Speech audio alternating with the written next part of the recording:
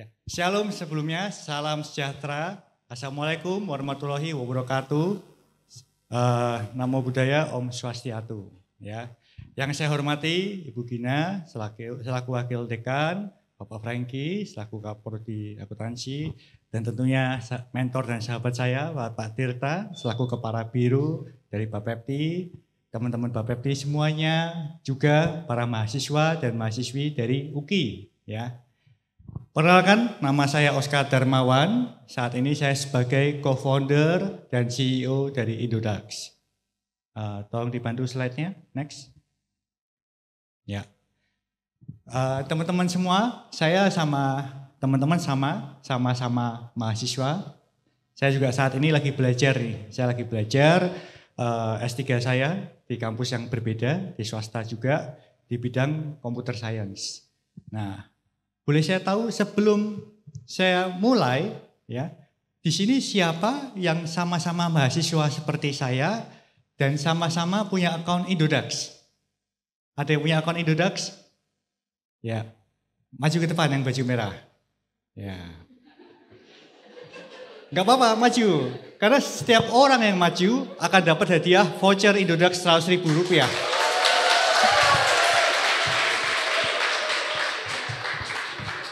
Ya. Maju, ya silahkan.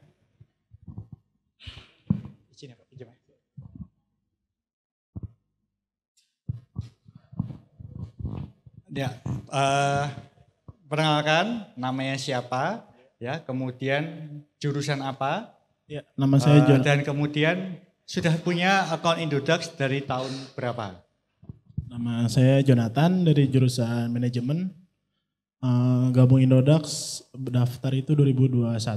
2021, berarti sudah 3 tahun ya? Iya. Ya. Kenapa buka akun di Indodax?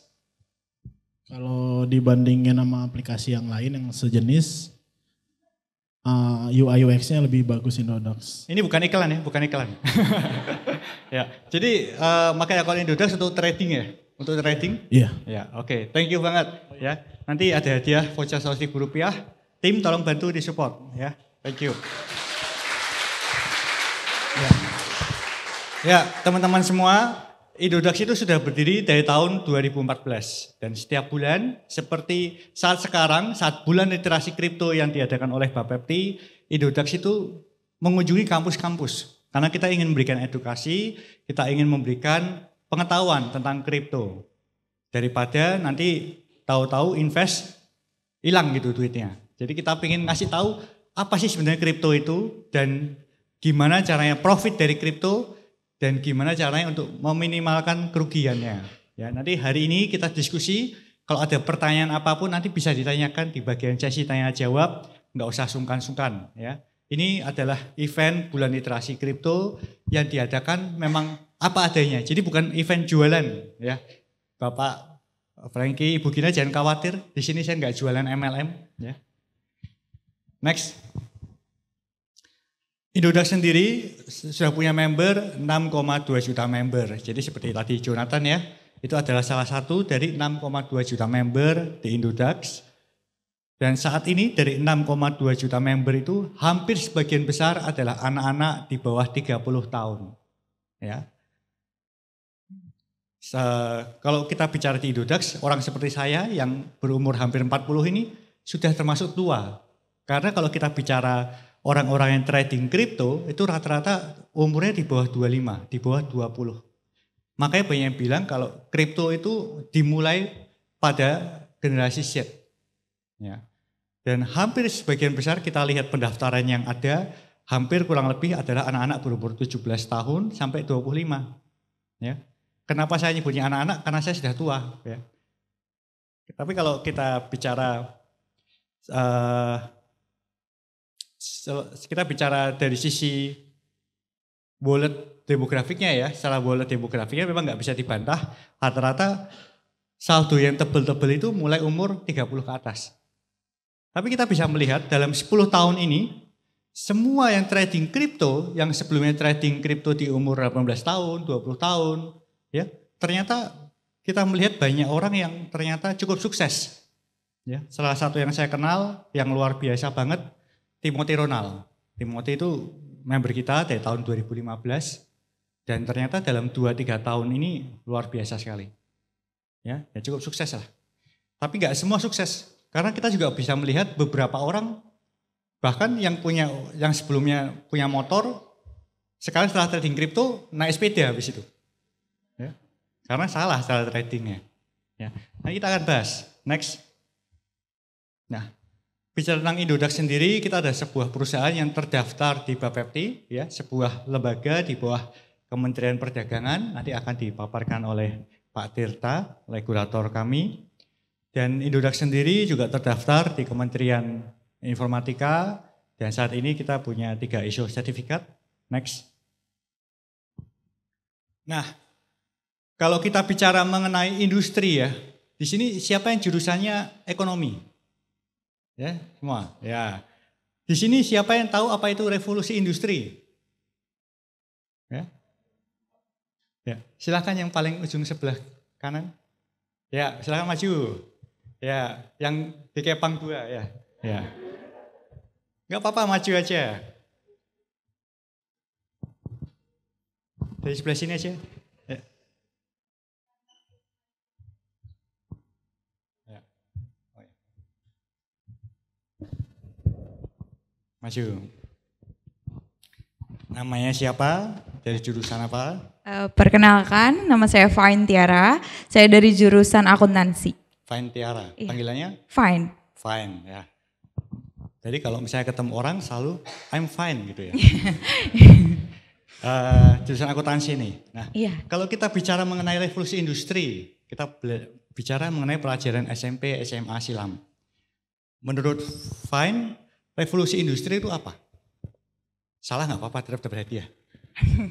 Revolusi industri ya. Revolusi industri. Kayak untuk pembangunan untuk negara juga sih pas tahu saya ya. Revolusi industri kita bicara mengenai proses percepatan industri, lompatan industri. Ya, jadi kita bicara revolusi industri ini sudah 4 kali.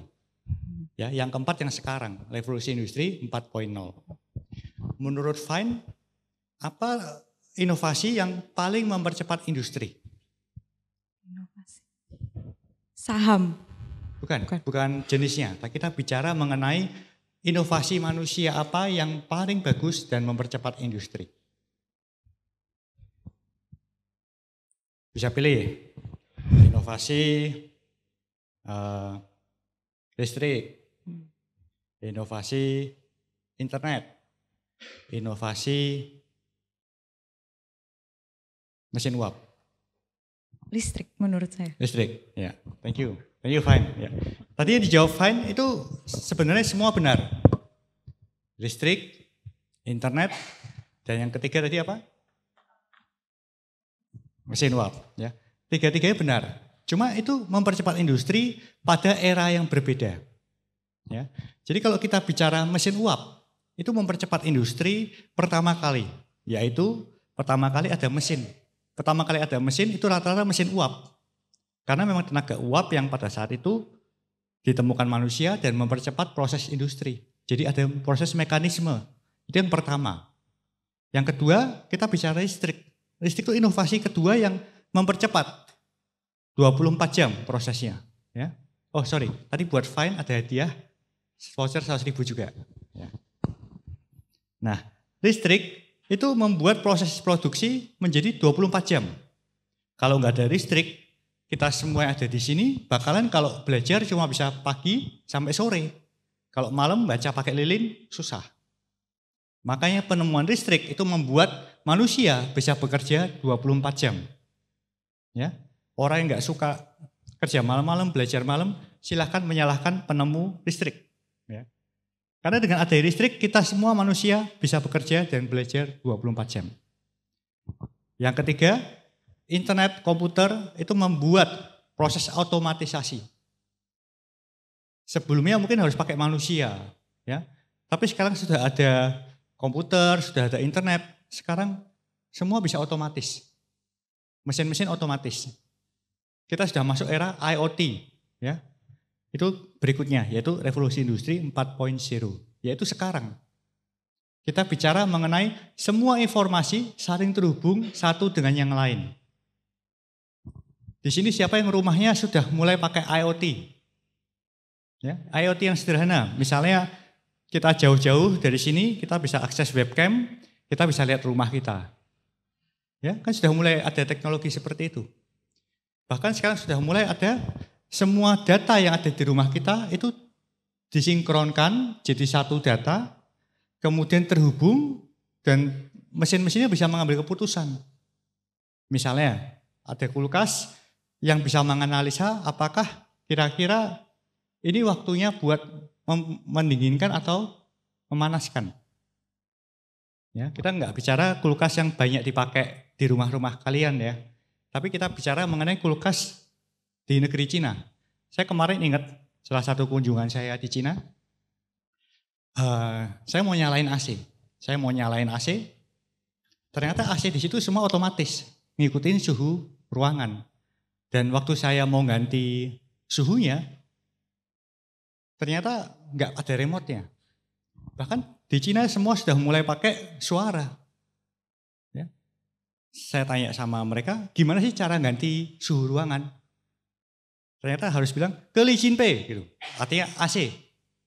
Ya. Susah banget. Saya ngomong berkali-kali, ternyata mesinnya nggak bisa ngikutin karena bahasa Mandarin saya salah. Ya. Kita akan masuk era-era seperti itu, era-era di mana semua teknologi akan mulai dikendalikan oleh suara, dikendalikan otomatis, bukan lagi kita mengendalikan manual. Itu adalah era revolusi 4.0. Revolusi semua teknologi saling terhubung satu dengan yang lain, menganalisa sendiri melalui big datanya, dan bergerak sendiri menggunakan robotiknya. Dan mengambil keputusan dengan AI-nya. Ya. Kalau kita bicara mengenai teknologi-teknologi itu, lalu itu semua saling terhubung satu dengan yang lain menggunakan blockchain.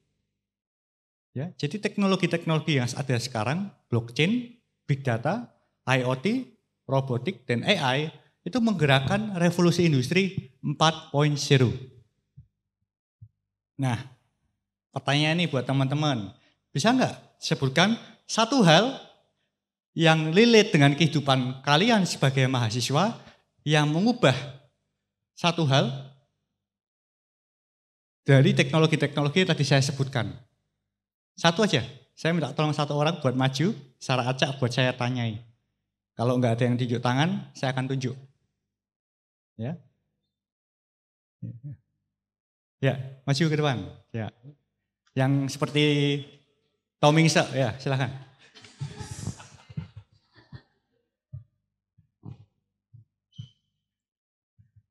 Jadi, perkenalkan namanya siapa? Maju.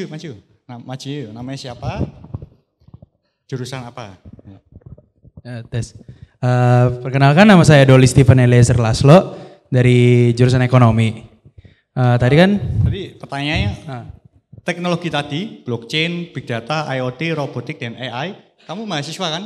Oh iya benar. Sebutin satu hal di teknologi yang tadi saya sebutkan yang mengubah cara kerja mahasiswa seperti kamu.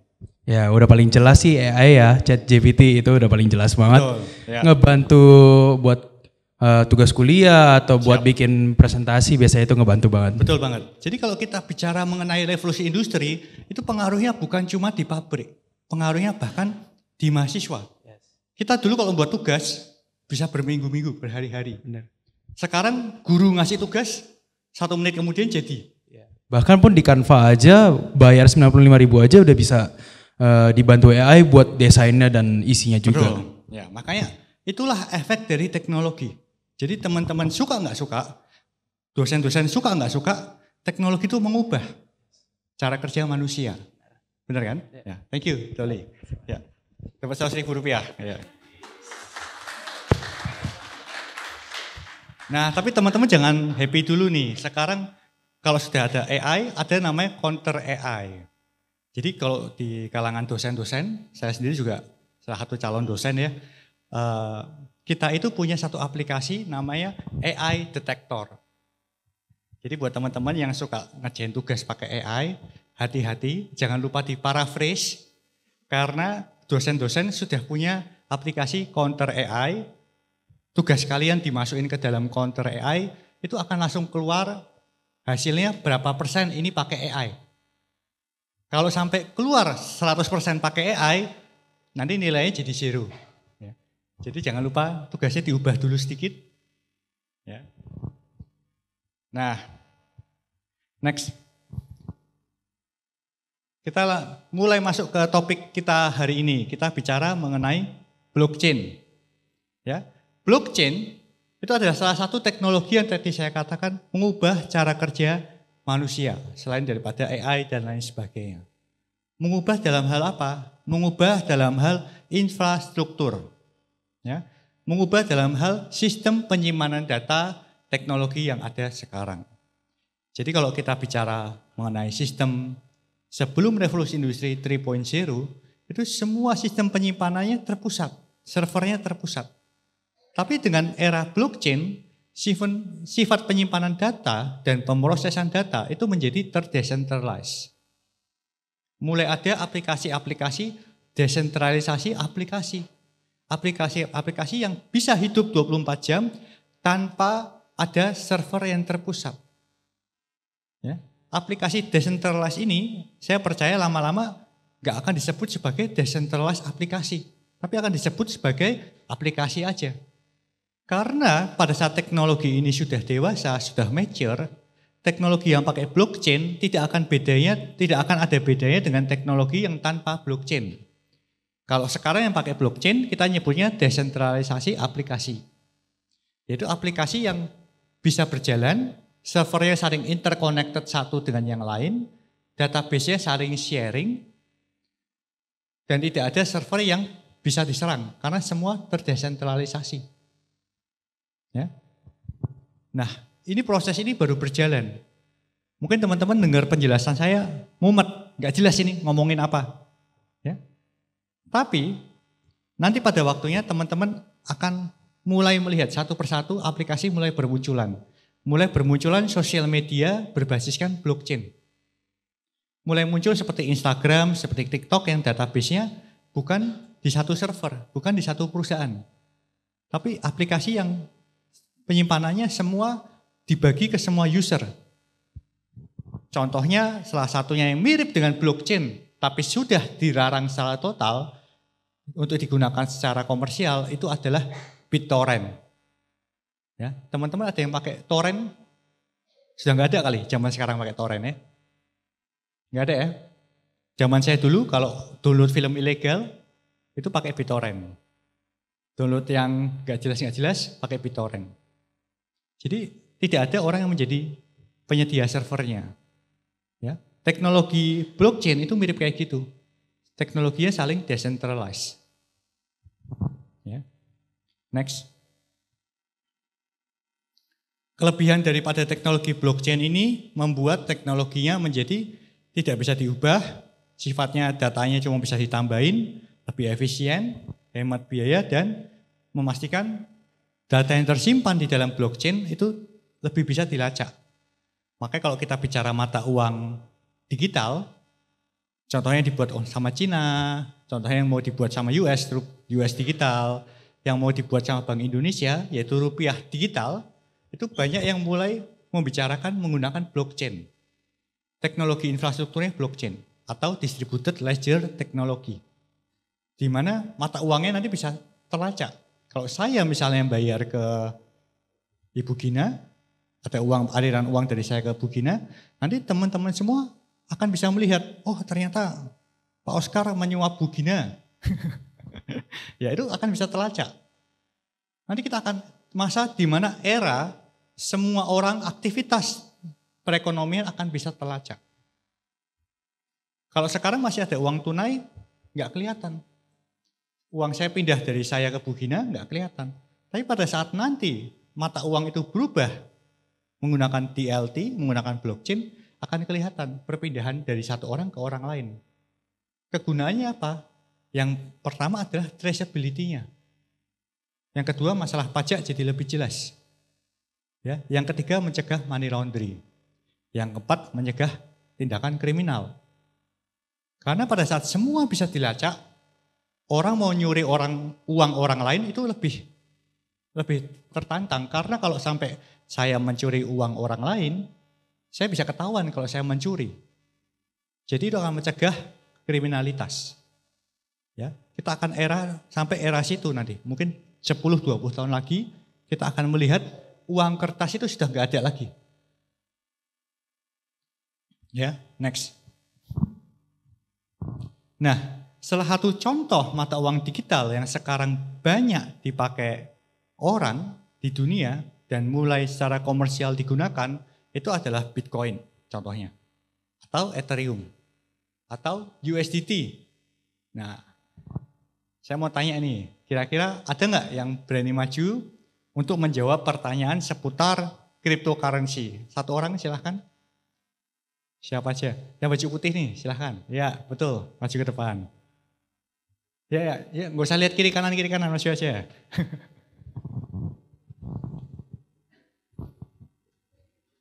Ya.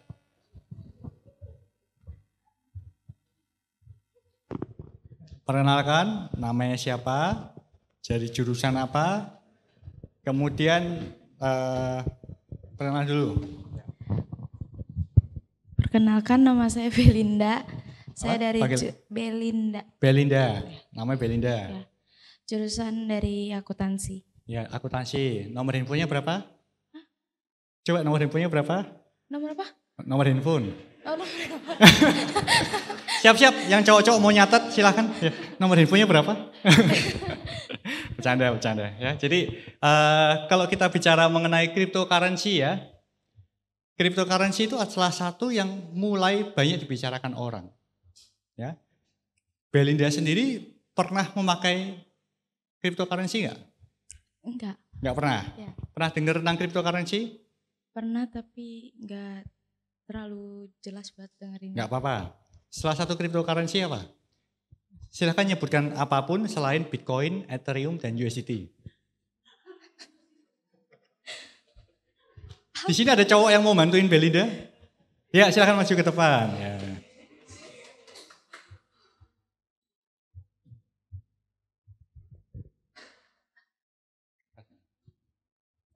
Enggak, tetap di sini dong ya. Namanya siapa? Marcelino. Siapa? Marcelino dan Belinda. Marcelino punya pacar? Ada. Wah, pacarnya ada di sini? Enggak ada. Oh, pacarnya enggak ada. Jadi pacarnya enggak tahu ya. Belinda punya pacar? Ada. Pacarnya ada di sini? Enggak ada. Ya sama-sama enggak apa-apa nih, enggak ada yang tahu. Marcelino, sebutkan cryptocurrency yang ada di market selain Bitcoin, USDT, dan Ethereum. Kalau selain Bitcoin, Ethereum, ada beberapa altcoin yang menarik untuk sekarang kita lirik, yaitu ada Render, berfokus kepada teknologi AI. Kemudian ada Ondo juga yang lagi hit sekarang, dia berpacu kepada sektor RWA. Oke, mungkin menarik banget. Favorit saya kalau lihat dari jawabannya sepertinya cukup paham tentang kripto ya. Sudah trading kripto dari sejak kapan? Udah dari 2022. 2022. So far performanya gimana? Profit, loss atau gimana? Kalau sampai sekarang lebih ke profit, cuman loss tetap ada. Ya, tetap overall profit ya? Ya, menutupi profit. Ya, profitnya sudah bisa beli sepeda motor, mobil atau rumah? Nggak banyak sih, tapi tetap buat diputar balik terus saja, nggak mau. Ya, oke. Tapi cukup dong buat naktir teman-teman di sini. Ya, thank you banget ya. Jadi tadi disebutin Marcelino maupun Belinda, memang gambaran tentang anak muda zaman sekarang. Ada orang yang dengar cryptocurrency, tapi belum tahu benar-benar kira-kira apa. Ada Marcelino yang sangat mengenal cryptocurrency dan sudah mendapatkan profit di situ. Dua-duanya nggak ada yang salah. Dua-duanya tetap mendapatkan hadiah Rp100.000. Thank you. Ya, jadi kalau kita bicara mengenai cryptocurrency itu bukan cuma Bitcoin, bukan cuma Ethereum. Ada banyak banget. Ada totalnya ribuan, bukan ratusan. Totalnya ada ribuan di market itu. Dari ribuan yang ada di market, Tapi saya percaya dalam 10 tahun ke depan dari ribuan itu cuma ada beberapa yang akan bertahan. Nggak akan lebih dari 5 yang bertahan. Kenapa? Karena inovasi teknologi cryptocurrency ini masih sangat baru. Masih sangat baru. Semua itu adalah project eksperimen. Catat sekali lagi, semua project kripto adalah eksperimen. Jadi apa yang kalian baca sekarang dan apa yang kalian baca tahun depan itu akan berbeda. Ya, sama seperti bubble.com. Di sini ada yang tahu apa itu bubble.com? Ayo, ada yang tahu bubble.com? Enggak tahu ya. Jadi bubble.com adalah di tahun 90-an silam, semua orang rame-rame membuat website. Semua orang rame-rame berinovasi membuat aplikasi di internet. Dari bubble.com yang ribuan, puluhan ribu website aplikasi yang sukses sampai sekarang cuma ada Google, Amazon, ya, Yahoo pun sudah mulai tutup nih sekarang, sudah mulai goyang. Nah, kalau yang lain-lainnya nggak akan dengar, kayak Napster, orang nggak akan dengar. Pada waktu saat itu Napster besar banget. Ya, inovasi cryptocurrency sama. Kalau kalian baca tentang kripto itu ada ribuan. Tapi hingga sekarang yang benar-benar nanti mature dalam 5-10 tahun ke depan, saya percaya nggak akan ada 5. Ya, sama seperti bubble.com. Makanya teman-teman yang pengen belajar tentang kripto, hati-hati, pelajari dengan baik, tentukan mana yang kira-kira inovasi ini akan berkembang. Karena kalau berhasil mengkira-kira mana inovasi yang akan berkembang, di situ ada capital gain yang cukup besar. Ya, next. Nah, kalau contoh yang saya akan ceritakan ini Bitcoin, karena Bitcoin itu paling inovasi yang paling sederhana, paling mudah dipahami. Inovasi Bitcoin itu berdiri tahun 2009. 2009 pertama kali Bitcoin tercipta oleh sebuah white paper dari Satoshi Nakamoto. Satoshi Nakamoto membuat sistem yang menggabungkan beberapa inovasi yang ada sebelumnya menjadi sebuah mata uang internet. Jadi inovasinya bukan ujuk-ujuk keluar Bitcoin, enggak semacam itu. Inovasi ini terjadi 20 tahun silam, 30 tahun silam. Mulai kita membicarakan peer-to-peer, mulai membicarakan sistem hash, kita membicarakan public key, private key, dan lain sebagainya. Digabungkan semuanya, terus kemudian lain sebagainya. Mulai tahun 2009, Satoshi Nakamoto menggabungkan berbagai inovasi yang ada, dinamakan Bitcoin. Dan inovasi ini salah satu yang menjawab tantangan bagaimana cara membuat mata uang digital yang ideal. Yang tidak terlalu terhubung dengan sistem keuangan yang ada sekarang. Karena sistem pembuatan penentuan harga daripada Bitcoin itu berdasarkan demand dan supply. Itu yang pertama. Dan proses pengeluaran daripada Bitcoin bukan dikeluarkan oleh perusahaan tertentu. Tapi proses pengeluaran Bitcoin itu dikeluarkan oleh sistem blockchain-nya. Jadi tidak ada orang yang benar-benar berhak menentukan kapan Bitcoin tercipta. Karena sistemnya otomatis. Semua sistemnya dibuat otomatis, sistem penentuan harganya dibuat otomatis, dan semua digerakkan oleh matematika. Ya, jadi agak beda dengan sistem pembuatan uang kertas. Ya. Sekarang ini teman-teman di sini kan jurusan ekonomi nih, jurusan akuntansi, ya. Ada yang jurusan pasar saham? Ada yang menguasai pasar saham nggak? Ada? Nah, nggak apa-apa. Saya mau tanya teman-teman jadi jurusan ekonomi tentang mata uang kertas deh. Tentang mata uang kertas. Saya nggak akan tanya tentang kripto. Karena kripto itu kan terlalu jelimet ya kata orang ya. Saya mau tanya tentang mata uang kertas. Dari sisi sebelah sini, siapa yang berani menjawab tentang mata uang kertas? Kalau enggak akan saya tunjuk. Ayo. Saya akan tunjuk orang yang kelihatan smart gitu ya. Ya, silakan. Ya, silakan yang baju merah. Ya, yang lihat kiri kanan, ya betul Mas, maju.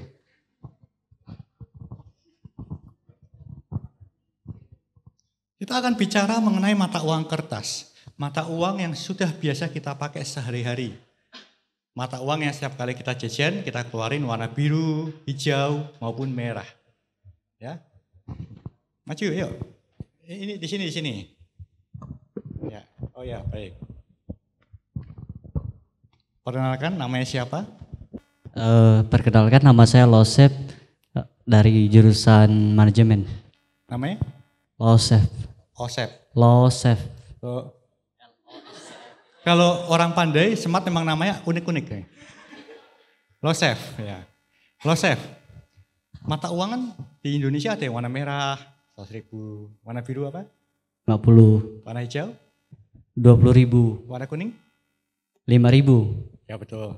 Bagus. Lolos ya. Lolos, dia nggak buta warna ternyata. Ya, LOSEF.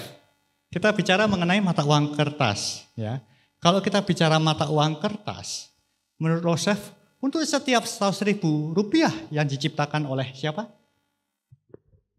Yang diciptakan oleh Bank Indonesia. ya Bank Indonesia. Itu 100.000 rupiah, ada jaminannya nggak?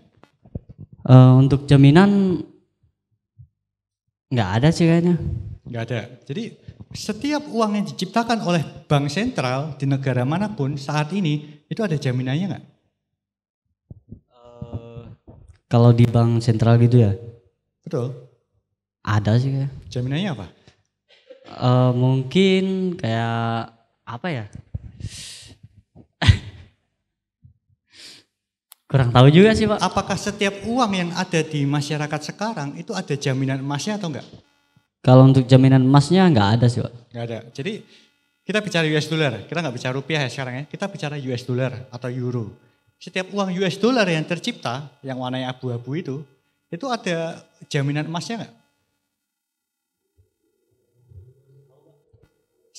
Jadi LOSEF gini, sejak tahun 1970 seluruh dunia yang digerakkan pertama kali oleh US itu mengatakan bahwa pencetakan uang tidak lagi berbasiskan emas. Ya, thank you, LOSEF. Iya Pak. Ya. Makasih. Nanti diambil hadiahnya. Ya. Nah, kita harus tahu sejak tahun 1970 semua uang yang ada di dunia itu tidak diciptakan berbasiskan jaminan emas lagi. Kalau kita bicara sebelum 1970, itu setiap pengeluaran US dollar ada emasnya. Setiap $1 US dijaminkan $1 setara emas. Tapi sejak 1970 itu enggak ada. Kenapa? Karena emas yang ada di dunia tidak cukup untuk melayani pencetakan uang.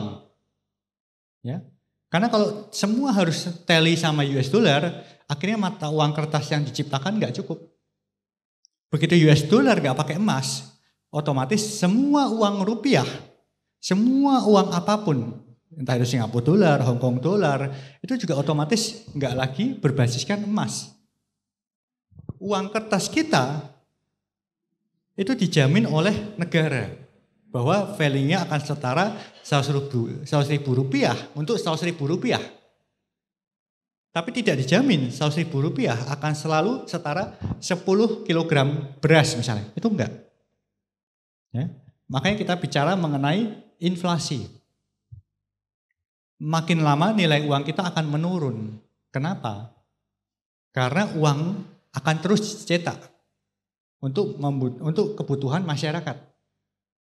Jadi sadar gak sadar nilai uang kita itu terus menurun karena inflasi. Tapi inflasi itu diperlukan untuk ekonomi. Tanpa ada inflasi, ekonomi gak akan bergerak. Tapi inflasi yang terlalu berlebihan akan membuat uang kita jadi gak berharga. Nah, itulah tugas bank sentral, tugas pemerintah untuk mengkira-kira berapa uang yang harus dicetak dan berapa uang yang beredar di masyarakat. Jadi enggak lagi ada jaminannya. Makanya Satoshi Nakamoto melihat sistem mata uang kertas saat ini seperti itu. Dia merasa tertantang, kemudian makanya dia menciptakan Bitcoin. Sebuah mata uang yang tercipta di internet dengan tidak berbasiskan orang yang mencetak lagi.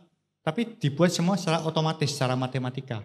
Dan jumlah supply-nya dikunci 21 juta Bitcoin. Supaya tidak terus-terusan cetak. Tujuannya untuk membuat sebuah aset yang nilainya terus naik. Dan tidak terlalu bergantung kepada entitas tertentu. Next. Nah, kalau kita lihat harga Bitcoin dari waktu ke waktu, tahun 2009 Bitcoin itu nggak ada nilainya. Tahun 2010 mulai ada 1 Bitcoin setara 9 sen US dollar. Tahun 2013 saya ingat Bitcoin sekitar 7 juta rupiah. Tahun 2020 kita bisa melihat Bitcoin itu mulai pertama kali menembus sekitar $10.000 per satu Bitcoin. Tahun 2024 ini satu Bitcoin setara 960 juta rupiah per satu Bitcoin. Ya. Karena supply-nya terbatas dan demand-nya terus meningkat. Tapi teman-teman bisa lihat kenaikan harga dan penurunan harga Bitcoin itu nggak lurus ke atas, tapi naik turun berdasarkan demand dan supply-nya. Ya. Kalau teman-teman punya Bitcoin, beli berapa? Kalau misalnya kalian beli Bitcoin di tahun 2021, satu Bitcoin setara 200 juta, sekarang di tahun 2024 setara kurang lebih 1 miliar, itu kurang lebih kenaikannya sendiri sudah 3 kali lipat. 4 kali lipat. Kenapa? Karena terjadi peningkatan demand yang sangat besar. Ya. Kelihatannya gampang ya, tapi nggak segampang itu. Karena dari proses 2021 ke 2024, itu harganya naik turunnya dengan cepat. Kadang-kadang orang baru turun sedikit, sudah panik, keburu dijual. Ya. Tapi kalau kita bicara mengenai Bitcoin, memang seperti itu. Naik turunnya cepat berdasarkan demand dan supply. Sama seperti emas. Emas juga berdasarkan demand dan supply. Ya. Next. Di Indodax sendiri kita memperdagangkan kurang lebih saat ini 308 aset kripto. Teman-teman bisa lihat dari 308 aset kripto ini nggak semua bagus. Beberapa bisa saya katakan nggak bagus, tapi ada peminatnya, makanya kita perdagangkan. Ya. Next. Nah, kegunaan kripto ada cukup banyak, mulai ada yang untuk investasi, ada untuk trading, ada juga pakai kriptonya sendiri bisa mining kripto. Yaitu menggunakan skema proof of stake. Ya, proof of stake itu memining Bitcoin, memining kripto menggunakan kripto. Ya. Next. Kalau kita bicara kripto, yang menarik kripto itu aktivitas marketnya 24 jam. Jadi kripto itu kalau trading 24 jam. Enggak seperti saham. Kalau saham itu kan ada pasar buka, pasar tutup. Ya. Jam 5 sore kalau trading saham sudah bingung ngapain. Karena pasarnya sudah tutup. Tapi kripto itu 24 jam. Ya. Lagi berantem sama orang tua di rumah, malam-malamnya bisa trading kripto di kamar. Sampai pura-pura lagi marah misalnya. Ya. Kalau terus kemudian trading kripto itu marketnya serempak satu dunia. Harga di Indonesia dan harga di US kurang lebih sama. Beda-beda dikit, tapi tetap kurang lebih sama. Kenapa? Karena pada saat ada harga yang beda, misalnya di Korea Selatan harganya lebih mahal, orang-orang di Indonesia bisa beli di Indonesia, jual di Korea Selatan. Ataupun sebaliknya, karena ada perdagangan arbitrasi. Orang bisa memilih mau beli di mana, jual di mana. Kemudian Bitcoin juga mulai menjadi alat tukar di beberapa negara. Untuk Indonesia, Bitcoin tidak bisa menjadi alat tukar. Kenapa? Karena di Indonesia ada undang-undang rupiah yang melarang mata uang selain rupiah jadi alat tukar. Ya, jadi kalau kita bicara Indonesia harus dengan rupiah. Nggak boleh US dollar, nggak boleh Singapura dollar. Itu ilegal buat jadi alat pembayaran. Ya. Tapi kalau kita bicara negara Jepang, kita bisa ke Jepang bayar pakai Bitcoin itu bisa. Ya, kita bicara bahkan negara El Salvador, negaranya mulai nyimpen devisa pakai Bitcoin. Ya. Next. Nah, aset kripto sendiri jenisnya ada banyak, ada yang underlying-nya demand dan supply, yaitu Bitcoin pakai skemanya biaya eksplorasi untuk penentuan nilai intrinsiknya. Ada juga yang ada underlying-nya, ya, pakai aset fisik. Contohnya USDT, ada yang underlying-nya komunitas, contohnya Shiba Inu, Dogecoin, lain sebagainya. Next. Nah, saya sangat menyarankan buat teman-teman untuk tahu tips dan trik untuk transaksi kripto ya sebelum terjun ke dalam perdagangan kripto. Yang pertama, jangan terlalu mudah diiming-imingi sesuatu yang instan dan fantastis. Biarpun Bitcoin kelihatannya contohnya naik 4 kali lipat, 3 kali lipat dalam 3 tahun terakhir ya. Tapi trading Bitcoin itu nggak segampang itu. Anda harus punya mental yang kuat, memilih kapan saat beli, kemudian menentukan kapan saat jual. Jangan mudah terpengaruh oleh pergerakan market. Ya.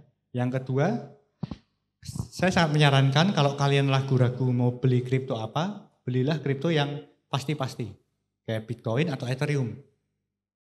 Tapi beberapa koin lain memang nggak bisa dibantah. Koin-koin itu ada yang naik turunnya lebih cepat daripada Bitcoin dan Ethereum. Tapi koin-koin yang lain kadang-kadang karena sifatnya lebih eksperimen, harganya bisa naik 10 kali lipat dalam 1 minggu, tapi bisa dalam 1 tahun nggak ada nilainya. Karena eksperimennya mungkin nggak berhasil. Ya, kripto itu sifatnya eksperimen. Jangan mudah terpengaruh oleh teman-teman yang bilang, oh saya beli ini, saya barusan beli Lamborghini ini dari token ini. Ya. Kenapa? Karena kadang-kadang keberuntungan mereka bukan keberuntungan kita. Karena dia beli pada saat yang tepat, harganya sudah tinggi, kalian baru ikutan, kemudian harganya malah turun. Ya, jadi selalu pelajari dengan baik. Buat rencana investasi yang jelas, kemudian pakai teknik contohnya dollar cost averaging.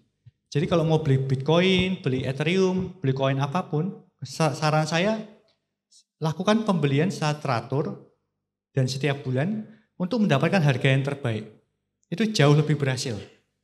Ya, atau kalau di dalam dunia reksadana dan dunia finansial, orang biasanya nyebutnya seperti teknik reksadana. Belinya rutin, contohnya Rp100.000 atau Rp1.000.000 setiap bulan. Rutin belinya. Nanti kalian akan bisa melihat dalam 1 tahun atau dalam 3 tahun, returnnya jauh lebih bagus daripada kalian beli berapa juta rupiah sekaligus. Karena teknik dollar cost averaging, teknik rata-rata itu akan membuat kalian mendapatkan harga yang terbaik. Dibandingkan kalian mengkira-kira kapan momen yang tepat untuk masuk dan keluar. Ya, next. Nah, di Indodax kita ada menu dollar cost averaging yang bisa diakses di menu recurring ya atau di menu investment rutin, investasi rutin. Silakan diakses di aplikasi kita. Anda bisa pilih mau tanggal berapa belinya, mau besarnya berapa. Rp10.000 kah, Rp100.000 kah, atau berapapun. Ya, jadi lebih disiplin dalam melakukan pembelian. Daripada Anda memilih kapan saat untuk beli dan kapan saat jual. Next.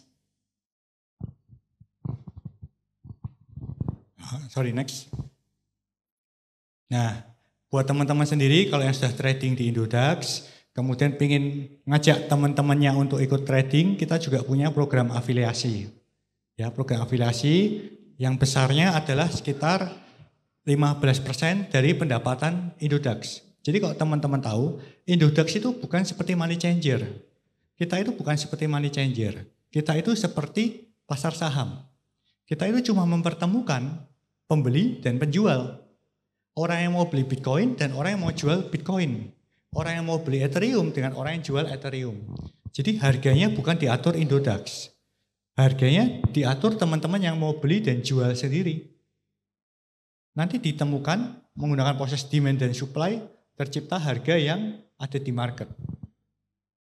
Itu skema cara kerja Indodax ya buat teman-teman.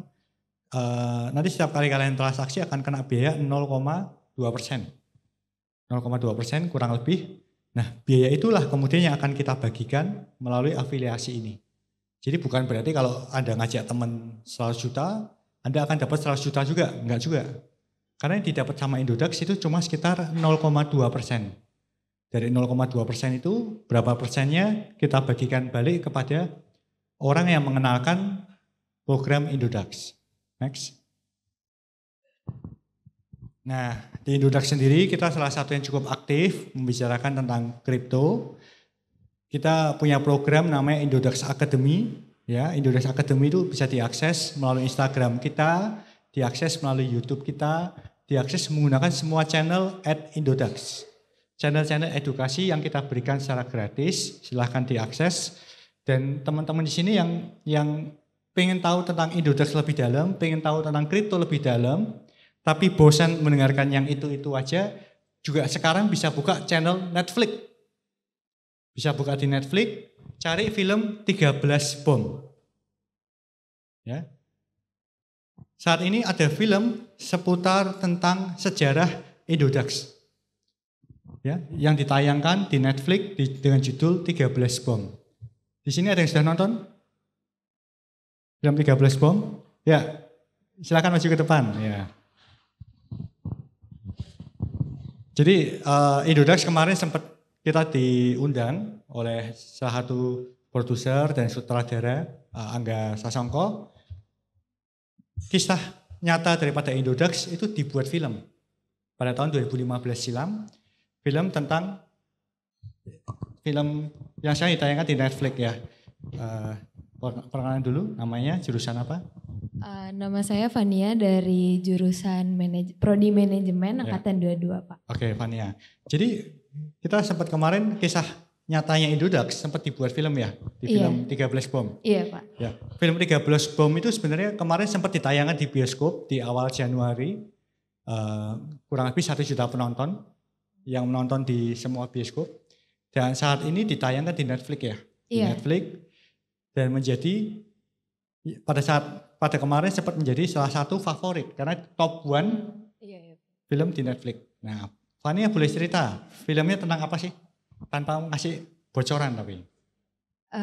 Jadi dari yang saya ingat dan saya dapat dari filmnya itu Pak Oscar sama temennya Pak Oscar, saya lupa apa namanya, William membuat gerakan baru untuk mencegah korupsi gitu Pak. Terus ada teroris yang gak setuju sama kebijakan pemerintah, jadi mereka mengincar Pak Oscar sama temennya Pak Oscar untuk bergabung sama mereka. Siap, thank you Fania. Ya, jadi filmnya itu film action tentang penggunaan kripto di dalam terorisme. Ya, yang dimana terorisme ini terjadi tahun 2015 silam. Jadi buat teman-teman yang pengen tahu tentang kripto, bisa cari film 13 Bom untuk mendapatkan insight yang berbeda, yang lebih entertain. Ya, karena filmnya dibuat dengan sangat luar biasa. Cuma kisah aslinya tidak sekompleks itu ya. Kisah aslinya lebih sederhana sedikit. Tapi kejadian bom itu kemarin aslinya cuma ada 4. Tapi di film itu bomnya jadi 13. Ya, tapi silahkan ditonton film 13 Bom di Jakarta. Bisa diakses di semua Netflix. Ya. Nah buat teman-teman yang setelah itu masih pengen tahu tentang kripto, bisa akses Indodax Academy di berbagai channel kita. Saya sendiri juga melalui Instagram, melalui TikTok saya @OscarDarmawan, saya banyak memberikan edukasi, nggak seputar tentang kripto aja. Ya, kadang-kadang ada hal-hal aneh yang saya bagikan. Cuma saya suka bercerita. Ya. Makanya kalau saya sudah kena mikrofon ini berjam-jam nggak berhenti-berhenti nih. Ya. Next. Kita juga punya Telegram channel community. Yang pakai Telegram silahkan diakses. Community seputar kripto, seputar Indodax yang bisa kita saling berbagi di sana. Next. Ya, sekian paparan dari saya. Nanti kita sambung di sesi tanya jawabnya. Terima kasih.